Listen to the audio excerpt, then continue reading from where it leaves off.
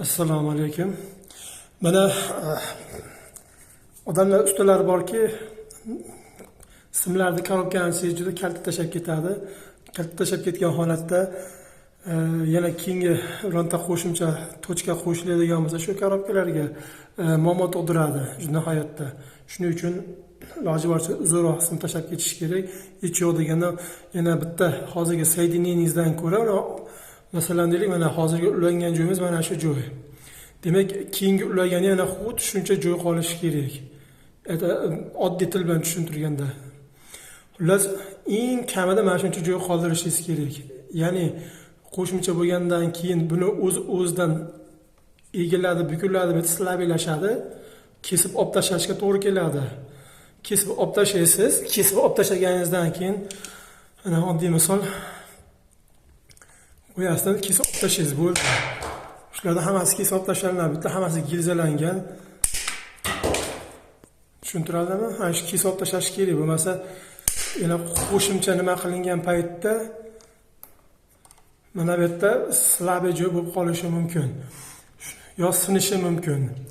Ko'proq holatlarda sinadi. Shu hozir agar biz simimizni kalta qo'shmaganimizda, mana bizning holatimizda hozir mana yana qo'shimcha kutilmagan tochka qo'shilyapti. Shuni hisobiga uzun tashlab ketiladi har doim. Tushuntiradimi? Keyingi ustalarga ham bemalol yana ulashga to'g'ri kelish kerak. Mana hozir yana men ko'proq tashlaganman, mana 25 sm atrofida tashlaganligim uchun hamma o'zini qarachi bilan o'lchaydi. Hop, shuni hisobiga mana hozir men eskisini kesib olib tashladim.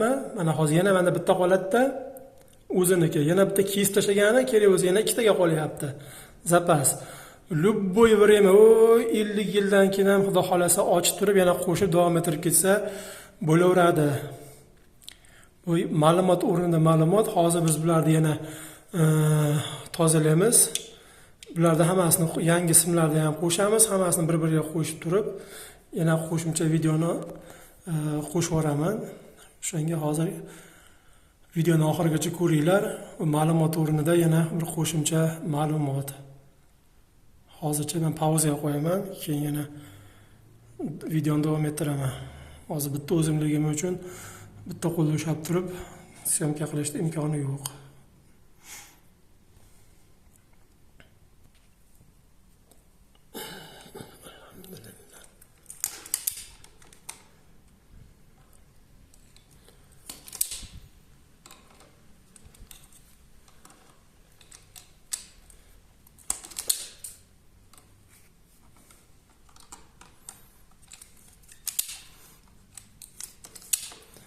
Teskarisiga ham ochib yuborar ekan uni. Shu yerga qiyshiq bo'lsa ham ama anchagina muammo bo'ladi. Hozir bitta qo'lda ochib olish juda qiyin bo'lyapti, shu bo'lish. Mana. Xullas shu tariqada shundayni hozir ikki qo'lda qilmasam bo'lmaydi, g'ajib boradi. Mana bunaqangi bo'lib. G'ajishdan past tarafdan nimasi yo'q, ziyoni yo'q.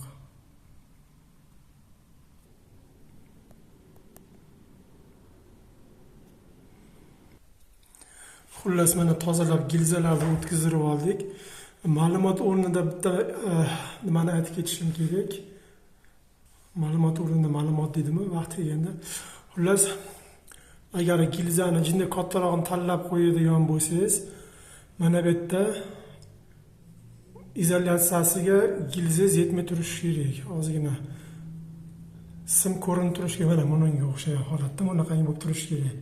1 mm atrofida nimaga desa, agar gilza katta bo'lsa, yoniga simlardan qo'shib to'ldirishga to'g'ri keladi. Shuni hisobiga buni izolyatsiz gilzani ichiga kirib qolmasligi uchun mana shu simlar ochiq turishi kerak. Agar texnazorlar, prorablar qo'lida ishlasangiz, agar katta gilza olib kelgan bo'lsa, shuni qo'yasan desa, demak siz обязательно bunday qilib ochib qo'yish sizga to'g'ri keladi. Bo'lmasa ishingizni qabul qilmaydi. Shulardan bir nimasini olinglar, yangi o'rganib turganlar. Keyin bu hozir 2,5lik misli simimiz. Bu hozir turishidan alyuminga o'xshaydi. Bu o'zi alyumin emas, bu mis. Masalan, hammasini o'zbekcha sodda qilib tushuntirib ketaman. Xullas, mana bunaqangi bir instrument deydi, anaqangi o'shani olasizlarda qo'yib turib, pachalik ketaverasizlar shularni. Iloji bo'lsa 2 ta, 3 ta bo'lsa undan ham yaxshi, 3 ta joyda. Hozir bilmayman, bitta qo'lda nima qilamanmi yo'qmi? Uni o'rtasidan bitta. O'zi orqa tarafdan ko'rinadi endi bu. O'zim qo'lni telefon bilan bunaqangi bo'lib pechatib chiqadi. Обязательно bularni proverka ham qilish esdan chiqmasin. Bu degani proverka degani. Mana hozir old tarafiga aylantirib oldim hozir.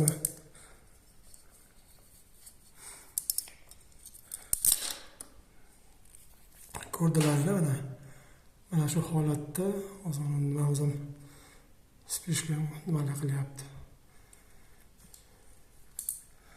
Xullas, dalsha.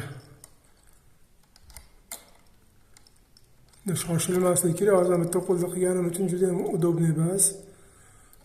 Shuningdek, nima bunga sizlar rozi bo'linglar vaqtlaringga.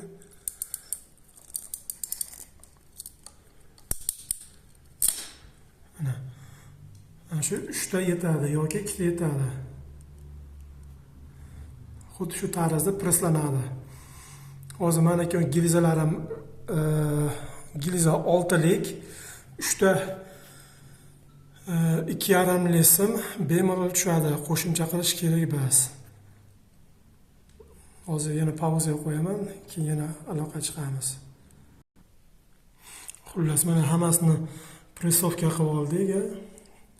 Hop, endi qiladigan ishimiz uni ortiqchalarni kesib tashlanadi. Bittadan kesib tashlasangiz bo'laveradi, bittadan qoldirganingiz yaxshi.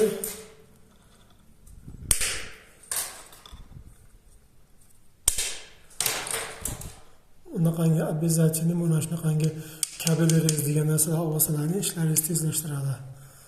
Ham tekis chiroyli chiqadi. Kesishni sifatini ko'ringlar.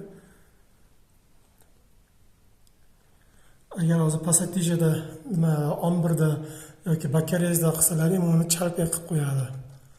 Mana betlarini. Bularga hech nima qilmaydi. Endi bir ma'lumot o'rnida ma'lumot bergan. Xo'p, endigi qiladigan ishimiz bunaqangi terma o'satgan narsalar bor. Kiydiramiz. Har qancha katta bo'lsa yaxshi. Keyin uni tugagan joyidan где-то 0,5 santimetr ortiqcharoq kesib olamiz. Hozir endi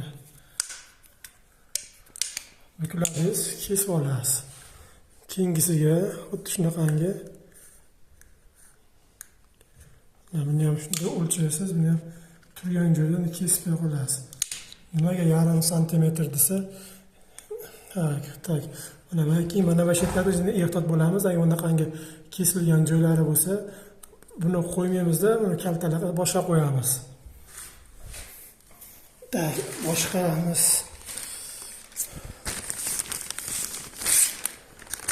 Paketda rangimizda bor. Ularni kiydiramiz. Shular shu izolyatsiyani, uni izolyatsiya bekilishi kerak. Mana bekildi. Iloji boricha maksimalni tepaga chiqaramiz. Mana kirib ketyapti. Har qancha bo'lsa, o'zim aytda bo'lsa, yana ham bekiladi. Qolgan joylar hamma izolyatsiya normalni. Buni ham xuddi shunaqangi bunday ko'ramizda, bundan ham 0,5 santimetr ortiqchasini bunday qilib kesib olaveramiz. Mana bo'ldi. Xo'p, endi qiladigan ishimiz garelka degan narsamiz bor. O'sha narsani pastroq olovda qilib olib,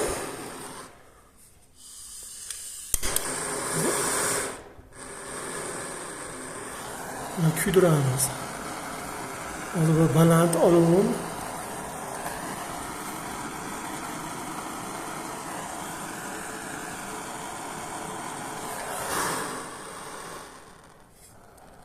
shu yetarli. Shu past olovda qilib qilinaveradi. Buni ichida o'zini kiliyi bor, uni o'zi yopishib ketadi.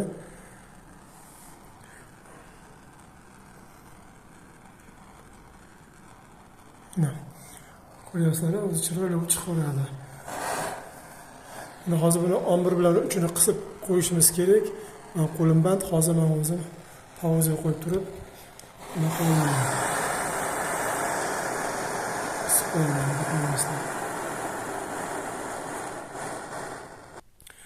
Xullas mana qildim. Issiq hozir bilan ancha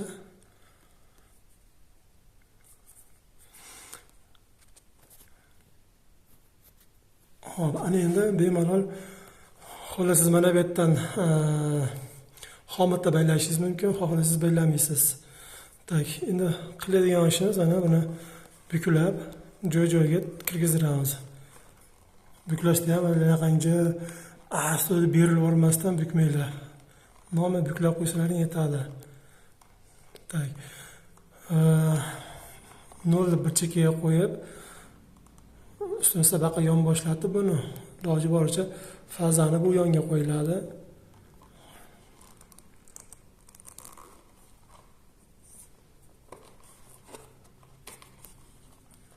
Ular faza bilan 0 orasi och tursa yaxshi.